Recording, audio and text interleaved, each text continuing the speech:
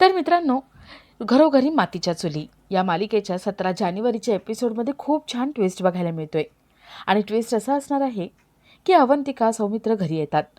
अवंतिका जानकी ऋषिकेश यांना सांगते की मास्कमॅन आम्हाला रस्त्यात भेटला होता आणि त्याने मला भेटायला बोलवले. मी जर भेटायला नाही गेले तर तो सौमित्रला मारून टाकेल. सगळेच टेन्शनमध्ये असतात की आता काय करायचं.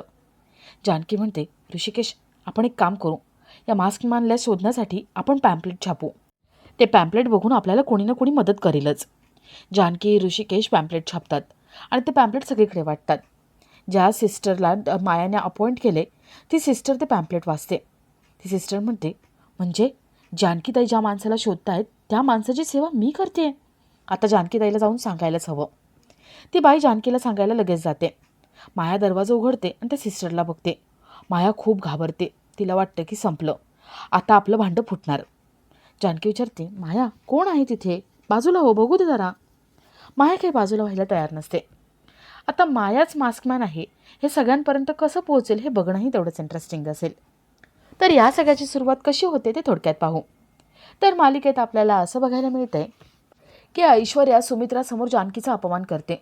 जानकीला घराबाहेर हकलते, चपलीजवळ बसवते, तिला तिथे चहा देते आणि चहा घ्यायला जात असताना जानकीच्या अंगावरती मुद्दाम चहा सांडते, चपलीवर चहा सांडते.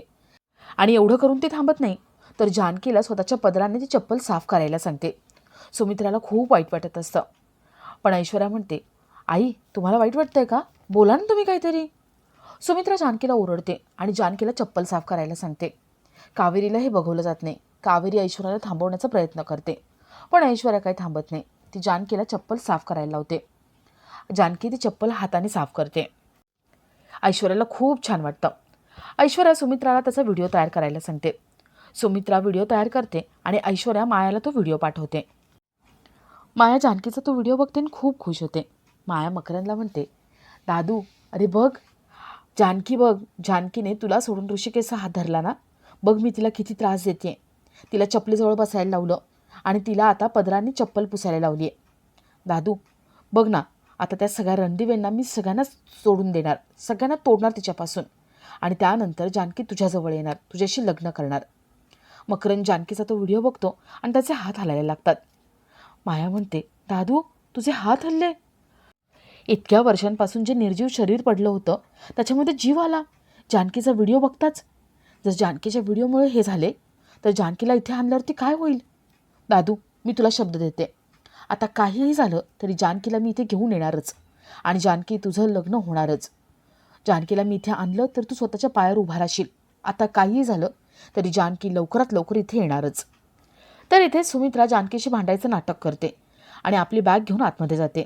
ऐश्वर्याची खात्री पटते की सुमित्रा जानकी यांचा कुठल्याही प्रकारचा प्लॅन नाही आहे. जानकी सुमित्रा यांची खरंच भांडणं झाली आहेत. ऐश्वर्या जानकीचा अपमान करते आणि तिला हकलून लावते. जानकी तिथून निघून जाते. तर इथे मायाने नवीन सिस्टर अपॉइंट केलेली असते. माया ते सिस्टरला तिचं काम समजावते आणि तिला सक्त ताकीद देते की इकडे कोणालाही घेऊन यायचं नाही, माझा दादा इथे आहे हे कोणाला सांगायचं नाही. ती सिस्टर ठीक आहे म्हणते आणि कामाला लागते. तर इथे जानकी घरी येते. ऋषिकेश विचारतो, जानकी अगं कुठे आई, तू आईला आणायला गेली होतीस ना. जानकी तिकडे काय काय घडलं, सुमित्रा ऐश्वर्यांनी कसा अपमान केला हे सगळं घरच्यांना सांगते. घरामध्ये भांडणं व्हायला सुरुवात होते. जानकी म्हणते, आपली आई अशी कधीच नव्हती.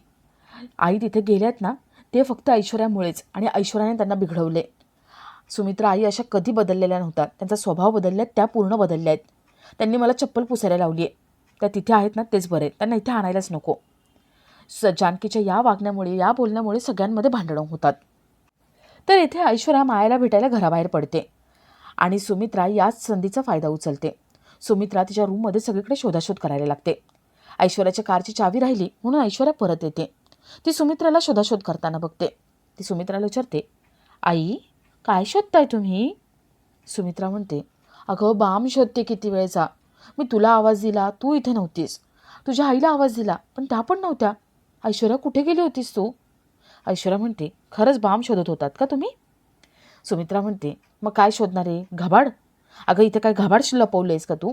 दे ना बाई बाम, माझं डोकं खूप दुखते. बाम दे आणि लावून पण दे, जरा चोळून दे, डोकं दाबून दे. ऐश्वर्या म्हणते, आई हे काय करताय तुम्ही, मला दुसरी कामं आहेत. सुमित्रा म्हणते, दुसरी कामं बाजूला ठेव, आधी माझं डोकं दाब, माझे पाय पण खूप दुखत आहेत, माझे पाय चेप आणि माझ्या पायाला वात आलाय ना, बोटं पण मोडून दे. ऐश्वर्याने जानकीचा जो अपमान केलाय त्याचा सगळा बदला सुमित्रा घेते. सुमित्रा ऐश्वर्याला चांगलंच कामाला लावते, तिच्याकडून सगळं करून घेते. तर इथे माया मकरंदला भेटून घरी येते. सारंग उदास बसलेला असतो. माया सारंगला विचारते, काय झाले? जानकी ताई सुमित्रा काकूंना घेऊन नाही आल्या का? सारंग सगळं सांगतो. जानकी बदलली आहे आणि कशी विचित्र वागते, आई तिथे गेली आहे, ऐश्वर्या काय करेल काही सांगता येत नाही, याबद्दल सगळं काही बोलतो. मायाची खात्री पडते की जानकी आणि सुमित्रा यांच्यामध्ये खरंच भांडणं झाली आहेत. माया सारंगच्या मनात जानकीविषयी विष पेरण्याचा प्रयत्न करते आणि खुश होऊन तिथून निघते. तर इथे जानकी लता ओवी मंदिरामध्ये आलेली असतात. जानकी लता सुमित्रासाठी देवाकडे प्रार्थना करतात आणि लवकरात लवकर मास्कमॅन कोण आहे याचा पत्ता लागू दे म्हणून देवाकडे प्रार्थना करत असतात. ओवीचं तिथेच एका मुलीबरोबर भांडण होतं. जानकी ओवीला थांबवते आणि तेवढ्यात त्या मुलीची आई तिथे येते. मायाने मकरंदसाठी जी नवीन सिस्टर अपॉइंट केलेली असते ती सिस्टर ती असते. जानकीसोबत तिची ओळख होते. लताचा पाय मुरगळतो तेव्हा ती मदत करते आणि जानकीला म्हणते, यांच्या पायासाठी मी मलम आणून देईन, तुमच्या घराचा पत्ता सांगा, मी तुम्हाला घरीच आणून देईन. जानकी आपला पत्ता सांगते. त्या दोघींची जरा चांगलीच ओळख होते. ती सिस्टर आपल्या मुलीला घेऊन तिथून निघते. तर इथे माया ऐश्वर्याला फोन लावते. ऐश्वर्या माया यांना कशी खात्री पटली आहे, सुमित्रा जानकी यांची खरंच भांडणं झाली आहेत, यांचा कुठला प्लॅन वगैरे नाही आहे याबद्दल सांगतात, याबद्दल बोलतात आणि यांचं दोघींचं बोलणं सुमित्रा ऐकते. ऐश्वर्या बाहेर निघून जाते आणि सुमित्रा लगेच जानकीला फोन लावून त्यांचं काय काय बोलणं झालं होतं हे सगळं जानकीला सांगते. ती जानकीला म्हणते, जानकी, मास्कमॅन ऐश्वर्या आणि अजून एक कोणीतरी, असं 3 जणांचा प्लॅन आहे. ऐश्वर्या आणि अजून एक बाई आहे कोणीतरी दुसरी, तिच्यामध्ये सामील आहे. आता आपल्याला शोधायला हवं हे कोण आहे. जानकी फोन ठेवते आणि या सगळ्याचा विचार करत ऋषिकेशला ती सांगते. ऋषिकेश जानकीला म्हणतो, जानकी, ही मकरंदची बहीणच असेल, ती मदत करत असेल त्याला. आता आपण शोधलं पाहिजे की मकरंदची बहीण आपल्या घरातल्या बातम्या कशा काय काढते.